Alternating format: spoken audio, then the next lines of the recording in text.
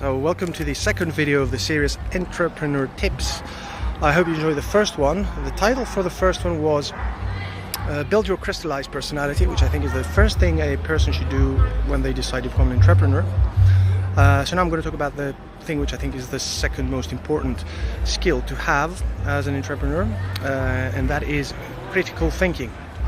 The definition of that is to be able to assess a situation, to evaluate the options and find what's the most important thing to do right now, as opposed to a lot of other things a person could do. Now, I would say possibly this skill includes a lot of other skills to have, which would be prioritizing, categorizing, anticipating, thinking of the purposes and the gains, and saying no, probably some of the most important ones. So let me talk about these one by one. So prioritizing, okay, when you're an entrepreneur, you constantly have to make decisions. The way that you approach situations changes very much compared to when you're not, because in a sense, you're open to do anything that you want. The whole world is at your reach, so you can choose what you want to do out of so many things. So you find yourself in so many situations where you're flooded with options. On top of that, you've got people asking you for so many things. What do we do about this? What do we do about that? And then you have your personal life. Might have your family life, might have your personal life, your entrepreneurial life, all sorts of dimensions of your everyday life to which you have to make decisions. So you constantly you get into a mode where constantly you have to find what's the most important thing to do. I mean, this is all entrepreneurs.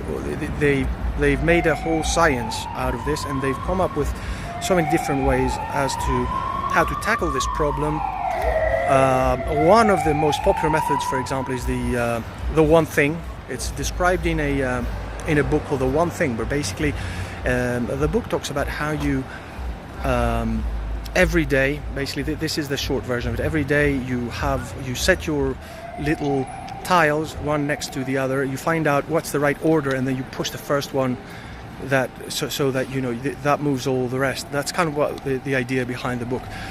So this is one of the ways to do it. Then books like the 7 Habits of Highly Effective People, a classic one by Stephen Covey, talks about similar concepts. Basically, what's the most important thing to do? So that's something you can actually it's a little bit of a native skill, but you can practice it and always think, okay, what's the most important thing to do now? So you've got to have that kind of mindset, the prioritizing mindset.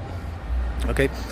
On that, what really helps is the ability to categorize things. It's not the fundamental skill in critical thinking. It will come into play quite a lot when you do things like business planning. Okay, say for example you want to do competitor analysis. Okay, you've got to split the market into all sorts of ways. There isn't a standard way to do it.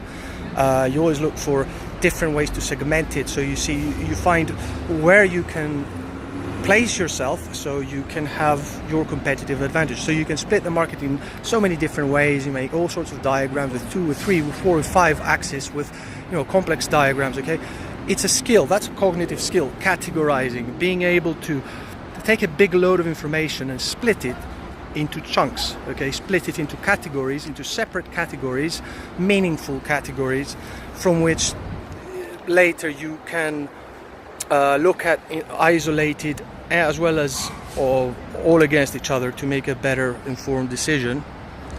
And it's considered actually one of the highest, one of the top skills in intelligence in general. People don't generally have it. I think again you can practice this. You can practice how do you split a situation into chunks which make sense, which are separate from one another. Okay, so that's categorizing. Now the third skill that is important in order to develop the critical thinking skill is to think of purposes and gains. Okay, this actually the idea behind that actually came from a less known theory from Carlo Cipolla, who is an Italian mathematician, and actually he was talking about intelligence, another concept about intelligence. Basically, he was saying that what smart people do is they do things which benefit themselves and benefit others. Okay, that's arguable. Sometimes we see in everyday life that today we see that there's a lot of banditism sometimes. Like some people look at what's the best way so that they have gains and other gain losses. And I have to be fair, sometimes this kind of aggressive tactic does happen in business as well. It can be the right way. There's an argument there, but that's not my main point.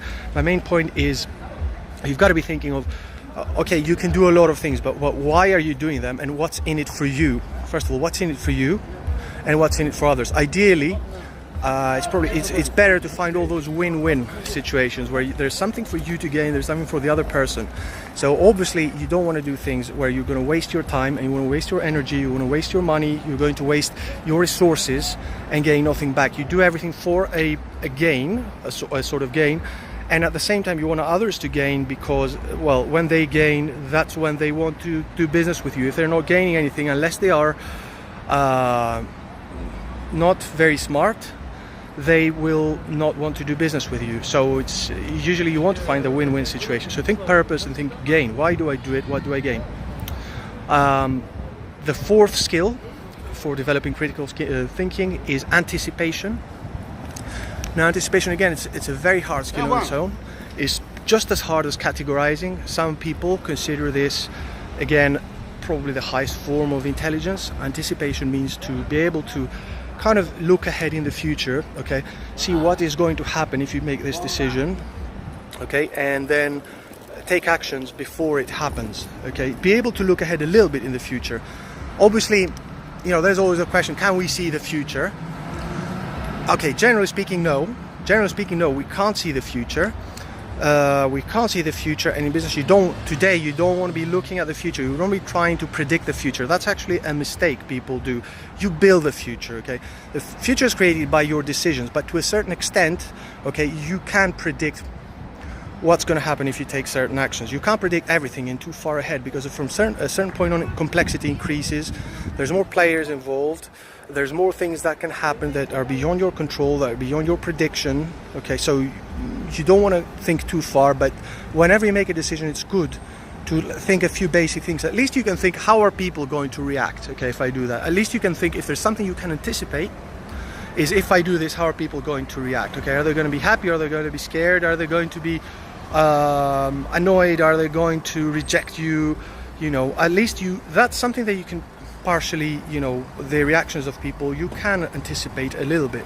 So you can at least think how you come across to people, and if you act in a certain way, how are they going to act? Okay, so anticipation. And finally, the fifth skill, which I think is important to develop critical thinking, is saying no. Saying no. Such an important skill.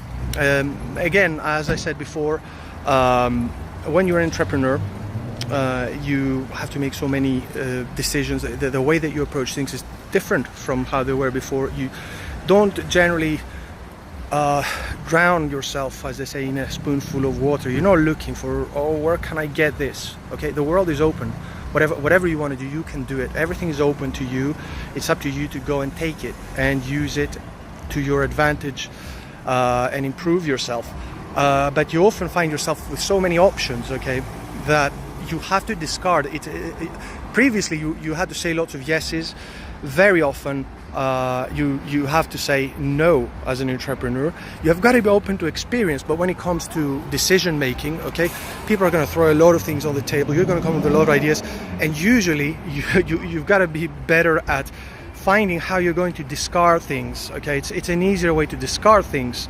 There's space for argument on that, you know, everything can work, but really discarding things is going to lead you into that one decision.